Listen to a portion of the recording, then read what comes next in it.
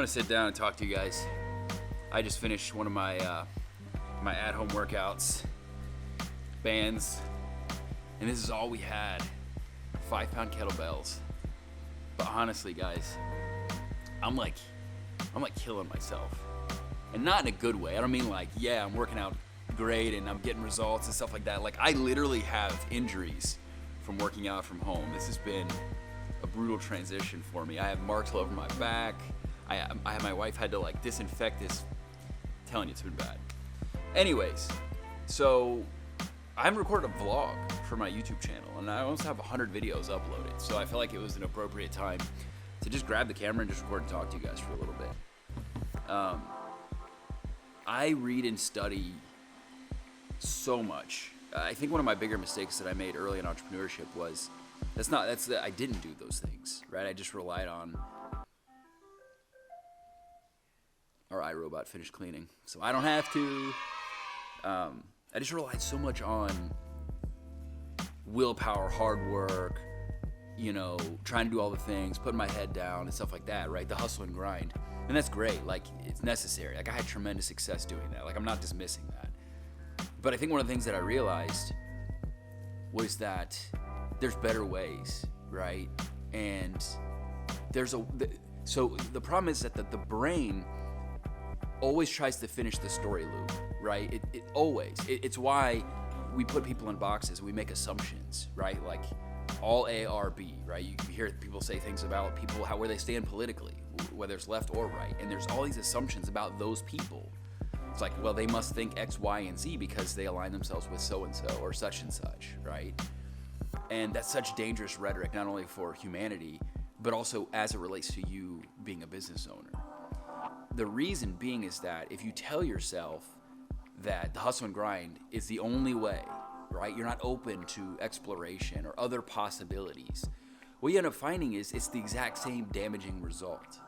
And so as it relates to what I'm talking about today and why I wanted to just quickly sit down and record this for you is I think about competition. And I have a very different perspective on competition, albeit it wasn't always my perspective on competition.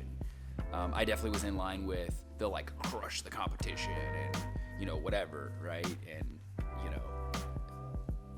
that died with the internet. It just doesn't exist anymore the way that it did before. And that's not like a kumbaya, like that's not what I'm saying, right? Like there's so much opportunity in the world. There's so many people, like mathematically speaking, not like, embrace all the people and blah, like do the math and figure out just the sheer volume of people that you can now reach, right? Or the different ways that you can take your business, right? Let's say you've relied on being a service-based local business. You could expand that offering now in ways that you couldn't before. So here's the deal. This is why, because traditional logic in our story loop in our brain will tell us, competition, crush. Here's the deal. People talk about growth hacks, right? And, oh, you got to do this. And if this is the best, this is a ninja strategy. And, that's literally the noises they make too while they're doing it. It couldn't be further from the truth when you consider the number one growth hack is collaboration, is finding something or someone that's serving your market in a way that either you don't intend to or that fundamentally you're just different in some way. And even then, I would say, even if there are people that directly serve people in the ways that you do, no two people are alike, no two companies are ever going to be alike. And there's always going to be some way that it still serves you, right? So I just saw that one thing that Kohl's was doing, the retail store, Kohl's, really struggling, right? I can only surmise, right? I can only gather that they are. I haven't like looked this up to know for sure. I just kind of have heard and can tell or whatever, right? Just on observation. And now you can like drop off your Amazon returns. Like, you would think that's so stupid for them to offer a service to Amazon, who quite literally is probably one of the reasons why they are not doing well. But what does that do though for them? Hey, drop your stuff off here, right? Amazon says that. Kohl's says, yeah, sure, we'll do it for you. Why? Because now people are having to come in our store, and they're going to see something that maybe they like, and maybe they want to also shop there. So here's the deal. Just because they're shopping at Amazon doesn't mean they're also not going to shop at Kohl's. We tend to tell ourselves that, like, this is it, right? It's survival of the fittest, and consumerism is going to end with one purchase. That's just not true. Even if you sell information products, right? And you're like, well, I've already taken a course on YouTube, so what? It doesn't mean you can't take another course on YouTube. I think the average person now spends like $20,000 on information products to get their business off the ground. $20,000, and that's just the average. I've personally spent that this year alone already. So we tend to tell ourselves it's all A or B, right? Everything is competition, or once somebody buys something, that's the end of that journey. That's the end of the story. They already own it.